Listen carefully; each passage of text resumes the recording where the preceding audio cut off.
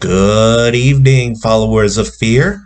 Rami Unger here, and I wanted to share with you some good news. Now, if any of you pay attention to my other social media, my blog, my Facebook page, my Twitter account, my Instagram, you've probably heard already. But if you don't, let me take a moment to let you know. For the past 4 months or so, since the beginning of November, I've been working on a new novel called Toyland. And don't let the title fool you. It is adult horror fiction. It is a Gothic horror novel. And last night or early this morning at around 4 in the morning, I finished it.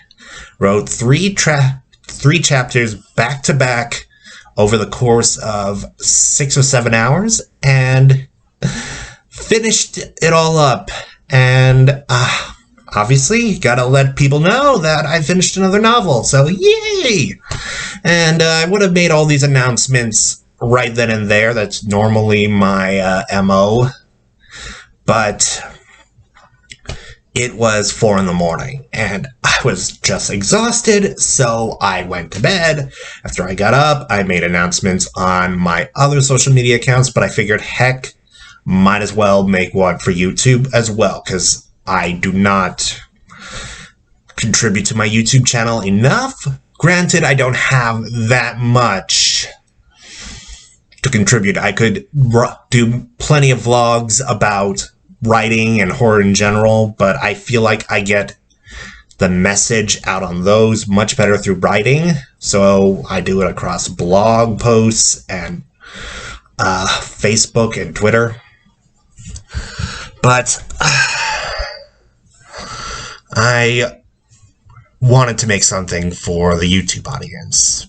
And as you can guess, I've also been celebrating quite a bit today.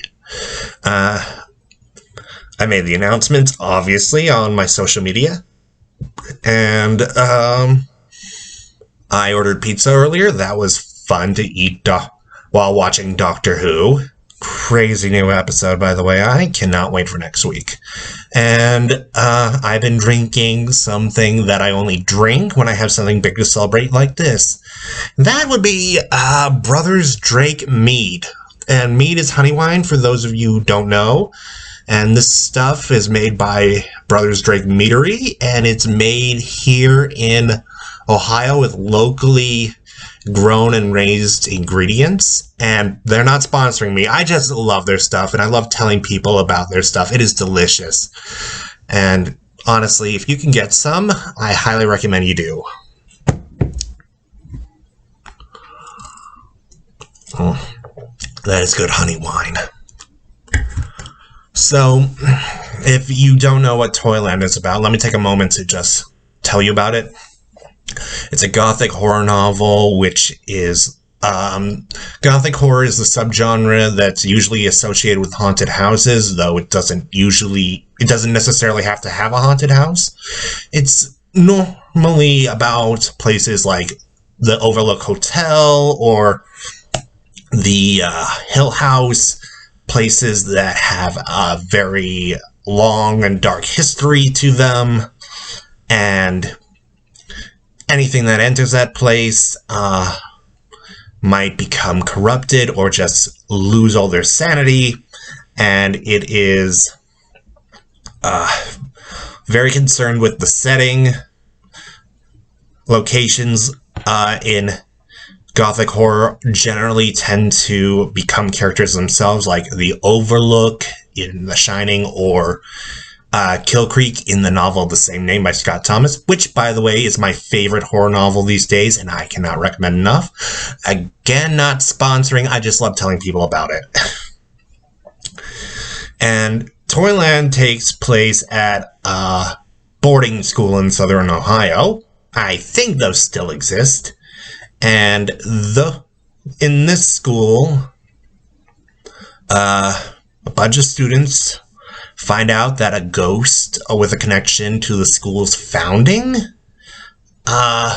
is haunting the hallways of their school, and that it's obsessed with a children's book Yeah, a children's book. But the spirit is also negatively affecting many of the students, so in order to protect their friends, they have to find a way to get rid of this ghost. And as bonkers as it sounds, it is a very dark and creepy story. At least I hope people think it's dark and creepy. I am the only one who's read it at this point, obviously.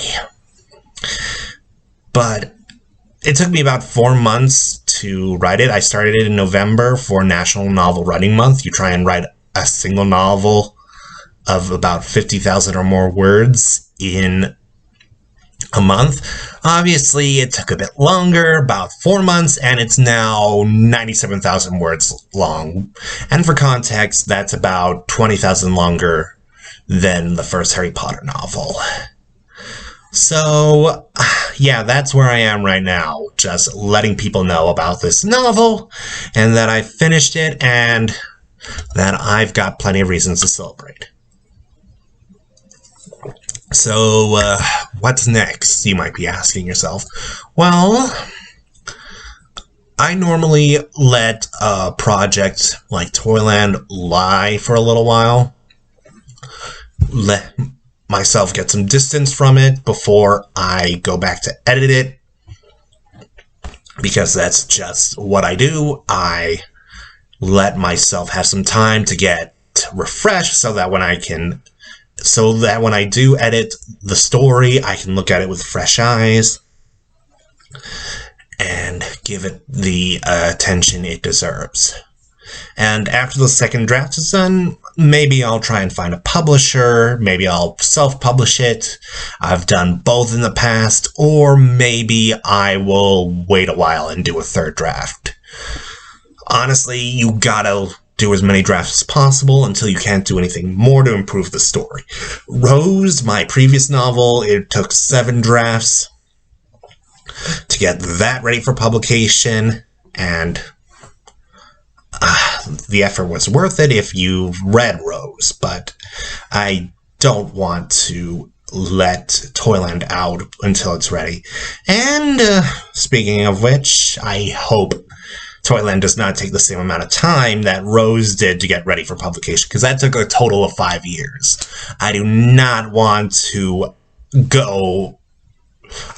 keep this novel with me for 5 years. I want to release it within a few, maybe just 1 to 3, if at all possible. Anyway, while that's lying low, while Toyland is just, I guess, hibernating, I'll be taking a break this week from writing. Probably won't do anything crazier than a blog post, unless the writing bug bites, in which case, gotta do what you gotta do. But, got a few projects coming up. I'm probably going to be working on an essay. That's something I wanted to try for a while about horror, or to be more precise, a particular horror writer. I loved their work for a long time, and I'd like to write about them. And I'll be working on a bunch of new short stories, hoping to get done at least one a month, for a total of 10 in 2020. And maybe start a new novel. We'll see how things go. Because, life throws curveballs at you, and you just gotta adjust. And that's the same for a writing career, or for writing projects. You just gotta adjust as much as possible. And, and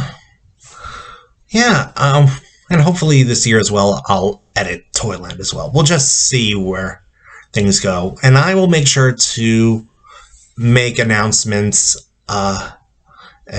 when they're warranted. I'm going to be trying to update my YouTube channel. Not as much as I update my other social media, because obviously, I write a lot of blog posts. I write a lot of Facebook posts and Twitter, tweets, and I post a lot of photos on Instagram. I don't think that would work for YouTube, but I will try to post here a bit more often and a bit more about the writing career.